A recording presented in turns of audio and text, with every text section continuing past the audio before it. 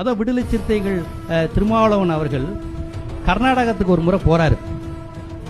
கர்நாடகத்தில் போகும்போது வட்டால் நாகராஜ் மாதிரி ஒரு குரூப், வட்டால் நாகராஜா என்ன குரூப் தெரியல, அந்த குரூப் தானே, அந்த குரூப் வந்து இவர் காரை அடிச்சு நொறுக்கி நிப்பாட்டிட்டாங்க, இவர் விட மாட்டேன்ட்டாங்க.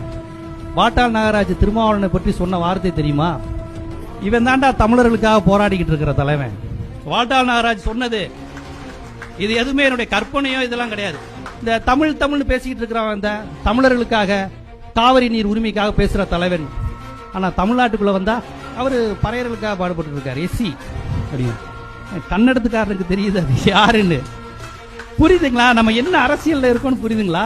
கன்னடத்துக்காரன் இங்க எதிரியா, இங்க தமிழ்னு பேசுற எந்த அமைப்பையும் அவர் எதிரியா பார்க்கல, திருமாவளவனை தான் எதிரியா பார்க்க. ஏன்னா தமிழர் தலைவர் அவர் தான் தெரியுது, காவிரி பிரச்சனைக்காக நிக்கிறது அவர் தான் தெரியுது, முல்லை பெரியாருக்காக அறிக்கை விடுகிற கட்சி, போராடுகிற கட்சி, அது புரிகிறது.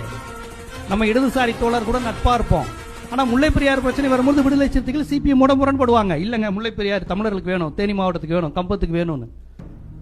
அப்ப இப்படியாக தமிழர்களின் வாழ்வாதார நீராதார போராட்டம், இந்த தமிழர் அரசியல் சாதி ஒழிப்பு அரசியல், இப்படியாக பேசி பேசி அவர் வளர்க்கிறார். சேரியில புலிக்கொடியை பறக்க விட்டது விடுதலை சிறுத்தைகள் தானுங்க. 99ல புலிக்கொடி பறந்துச்சு சேரிகள்ல, மூப்பனாரோட கூட்டணி நினைக்கிறேன். புலிக்கொடியெல்லாம்